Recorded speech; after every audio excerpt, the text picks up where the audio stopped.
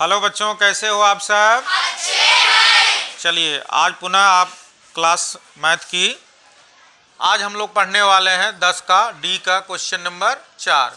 निम्नांकित संख्याओं का लसा ज्ञात करो। तो सबसे पहले आप लोग समझें लसा है क्या। लसा का मतलब होता है लघुत्तम समापवर्तक। जिन जिन संख्याओं का लसा पे निकालना है तो लसा पे जो आएगा वो एक ऐसी संख्या होगी, वह छोटी से छोटी संख्या होगी। कैसी संख्या होगी? छोटी से छोटी संख्या। छोटी से छोटी संख्या होगी जो उन सभी संख्याओं से भाग देने पर पूरी तरह विभाजित हो जाएगी। ठीक है, बात समझ रहे हो? वैसे तो कई संख्याएं होंगी, समापवर्तक के रूप में तो कई संख्याएं होंगी जो पूरी पूरी विभाजित हो जाएंगी, लेकिन आपको चाहिए छोटी से छोटी संख्या जो उन सभी संख्याओं से भाग देने पर पूरी तरह कट जाए। तो पहला सवाल देखिए, पहला सवाल है 5, 10 और 15। आप लिखेंगे हल 5, 10 और 15। दो विधि से आप निकाल सकते हो, एक भाग विधि, एक गुणनखंड विधि। तो पहले भाग विधि हम लोग करते हैं। देखो कुछ बच्चे क्या करते हैं कि 10 को कटा देंगे 2 के पहाड़े से, 2 5 10, केवल एक ही अंक कटेगा, बाकी कटेगा नहीं। अब आपको ध्यान ये रखना है कि कम से कम 2 अंक, अधिक से अधिक तो पूरा कट जाए तो अच्छी बात है, पूरा नहीं कटता है कोई बात नहीं, लेकिन कम से कम 2 अंक कटना चाहिए। अगर नहीं कट रहा है तो आप उठाकर सबको नीचे जो बचा रहेगा वो और किनारे सब गुणा कर दो। बात समझ में आ रहा है? तो आप देखो अगर 2 से भाग देते हो तो केवल 10 कटेगा, बाकी नहीं कटेगा। तो आप क्या करोगे? आप सीधे 5 से करोगे, 3 से कटोगे तो केवल 15 कटेगा, बाकी नहीं कटेगा।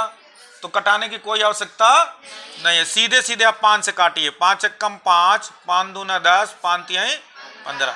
अब ध्यान दो, 2 से काटते हो तो केवल 2 कटेगा, 3 नहीं कटेगा। 3 से काटते हो तो केवल 3 कटेगा, 2 नहीं कटेगा। तो आपको कुछ करने की जरूरत नहीं, सीधे सीधे गुणा कर दीजिए। 5 गुणा 2 गुणा 3, 5 दूना 10। पहले इसका गुणा इसमें करोगे, 5 दूना 10, जो आएगा 10 तिहाई 30। यानी छोटी से छोटी संख्या आपको मिल गई 30। 5 से भी कटाओगे कट जाएगा, 10 से भी कटाओगे कटेगा, 15 से भी कटाओगे कटेगा, केवल 30 ही नहीं कटेगा। अगर और संख्या कहता तो देखो 60 भी कटेगा। अब 30 के अपवर्त अगर लिखते चले जाओ तो 30, 60, 90, 120 सब कटेंगे इनसे, लेकिन उसमें से जो सबसे छोटा है वो है 30। इसी को कहेंगे लघुत्तम समापवर्तक। अब देखो ये तो भाग विधि हो गया। अगर गुणनखंड विधि से अगर आपको निकालना हो तो क्या करोगे? गुणनखंड करके तो लिखोगे 5 का गुणनखंड। 5 का गुणनखंड क्या होगा? 1 गुणे 5, बोलो यही होगा ना। फिर 10 का गुणनखंड क्या होगा? 1 गुणे 2 गुणे 5 होगा ना। फिर 15 का गुणनखंड करो, 1 गुणे 3 गुणा 5, यही होगा ना। तो देखो जो सब में मिले पहले उसको खोज लो। ये 5 मिल रहा है, 5 अलग कर लो, गुणा।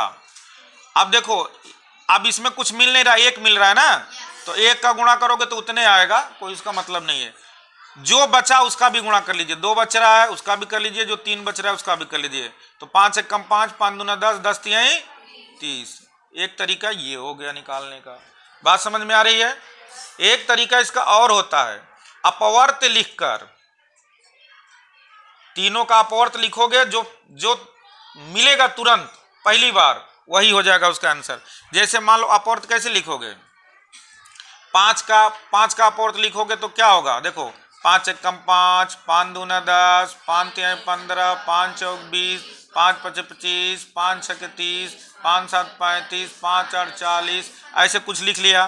फिर लिख लिया 10 का, 10 एक कम 10, 10 दूना 20, 10 तिहाई 30, 10 चौक 10 पचे 50, 10 छक 60, ऐसे लिख लिया। फिर 15 का लिख लिया, 15 का 15, 15 दूना 30, 15 तिहाई, देखो 30 मिल गया। 30 इसमें भी मिल गया, इसमें भी मिल गया और तीनों में मिल गया। तो यही 30 क्या हो जाएगा?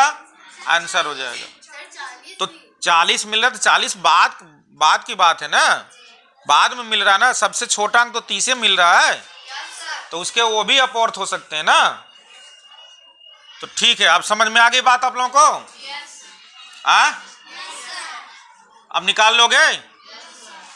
चलिए आइए, एक आध सवाल आप लोग लगाइए। एक सवाल बालिकाओं की तरफ से, एक सवाल बालक की तरफ से। कौन आएगा बताइए?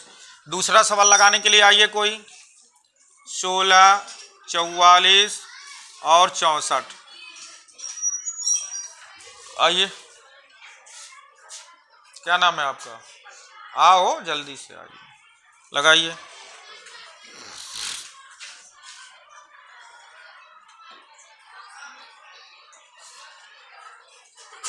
जल्दी जल्दी लगाइए। 22 दूना 44, 32, ठीक है। 2 से काटिए, फिर 2 चौके 8, 11, 16, फिर काटिए, 2 से कटेगा अभी। 2 दूना 4, 11 उतर जाएगा। 2 8 16, फिर 2 से कटेगा अभी। लाइन खींचते जाइए, ये लाइन खींचिए ऐसे। 2 चौके 8, अब नहीं कटेगा, गुणा कर डालिए सब। 2 गुणा 2 गुणा 2 गुणा 2 गुणा 11 गुणा 4। जल्दी गुणा करिए। 2 दूना 4, 4 दूना 8, 8 दूना 16, 16 चौका 64, 64 में 11 का गुणा कर दीजिए, आंसर हो गया।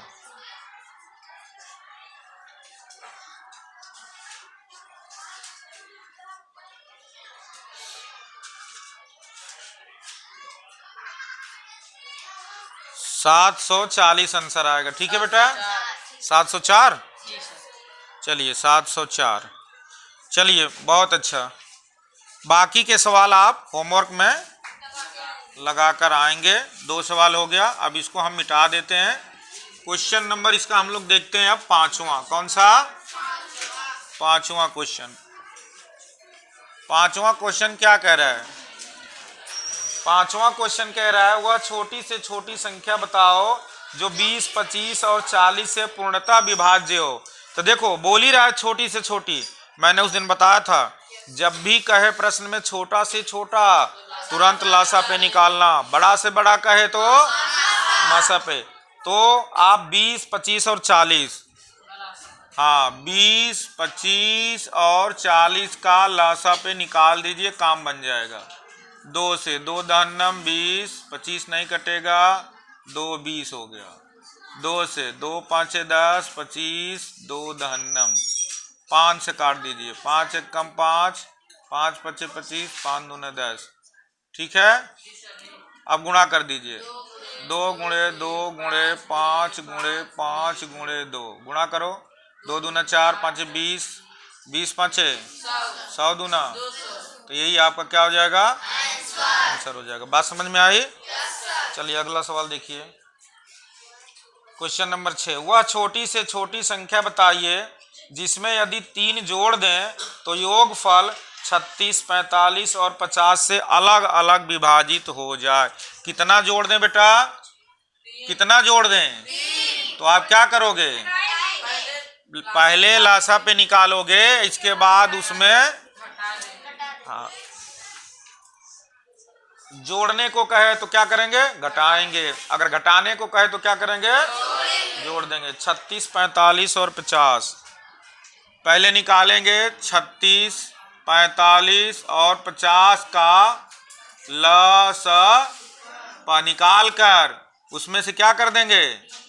3 घटा लेंगे। आंसर में से यानी लसा में से 3 घटा देंगे, इसके बाद आपका आंसर हो जाएगा। चलिए क्वेश्चन नंबर 7वां देखिए। वह छोटी से छोटी संख्या बताइए जिसमें 75, 80 और 135 से भाग देने पर प्रत्येक दशा में 3 शेष बचे। आपकी कह रहा 3 बचना चाहिए, तो आप क्या करोगे? लासा पे पहले ही जोड़ दोगे? नहीं, लासा पे निकाल करके उसमें 3 जोड़ दोगे। बात समझ में आई? चलिए बाकी सवाल हम लोग अब कल पढ़ेंगे जो है ना। ठीक है, हाँ होमवर्क आप लोग बना करके लाइएगा। ठीक है।